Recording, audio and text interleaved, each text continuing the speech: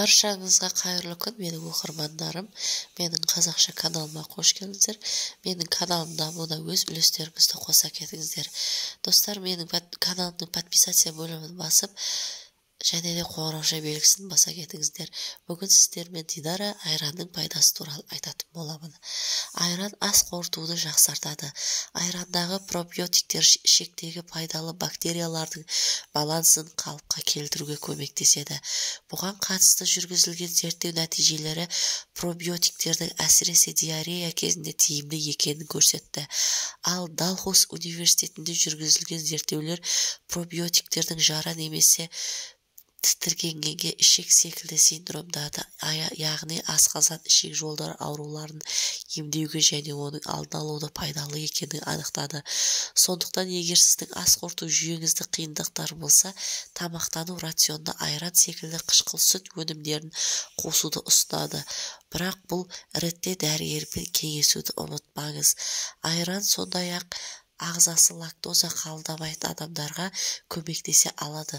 Бұл сусынның құрамында қарапайым сүтке қарағанда лактоза аз. Себебі айран йогурт секілді ферменттелген сүт өнімдеріне ашыған сүт бактериялары лактозасы сүт қышқылына айналдырады.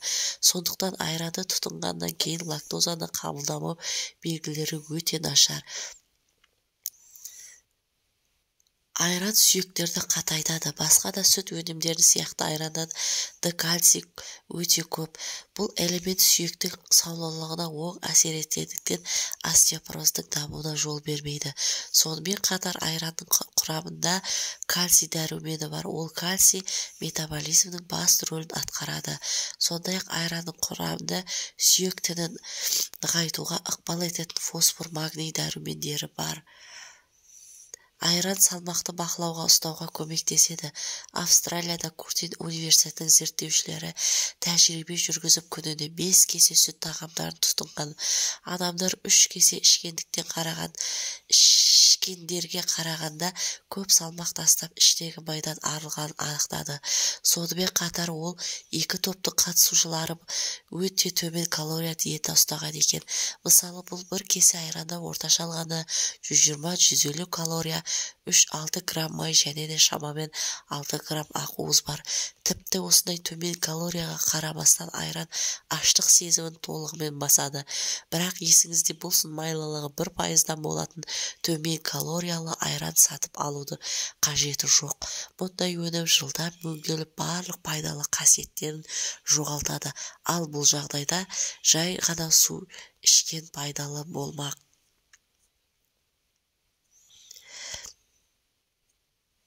Медицинада жалпы денсаулыққа пайдалы өнім деген түсінік жоқ. Кез келген өнім бір адамға пайдалы болса, екіншісі ешқандай әсер етпеуі мүмкін.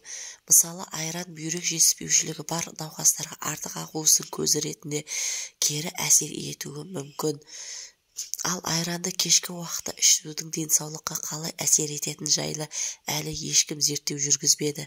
Бірақ дәстүрлі диетолог ашыған сүт өнімдерін шынында да пайдалы деп сендіреді. Себебі олар ақуызда бай.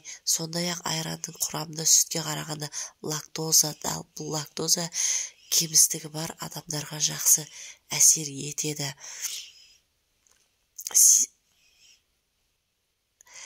Біз көбінесе ашыған сүт өнімдеріне ас қорыту мен иммунитетті жақсартатын пайдалы бактерия бар екеніне назар аударатын жарнамаларды көреміз. Бұл шынымен де солай ма? Шынында да йогурттың құрамында лактобактериялар, кейде бифидобактериялар көп мөлшерде болады. Құрамында пайдалы дәрумендермен қатар калий мен кальций бар. Бұлардың қандай рөл атқаратыны да белгілі. Дәрумені бар сүйектің беріктігін қатайтып, бұлшықеттерді нығайтады. Бұл аз десеңіз асқазан жолдарын емдегі ішек ауруларын жазады. Көздің көру қабілеттілігін арттырады. Дәрумені кері қабаттың жұмсақ әрі әдемі болуына жағдай жасайды. Айран әрдайым диетологтардың кеңес беретін ас мәзірі. Құрамы күрделі болғанымен соңы сезімдікке алып келмейді. Себебі ағзаға түскен айран өзге тамақтарды қорытуға белсенді. Айран ұйқысыздықтың дертінің алдын алады, жүйке жүйесін емдейді.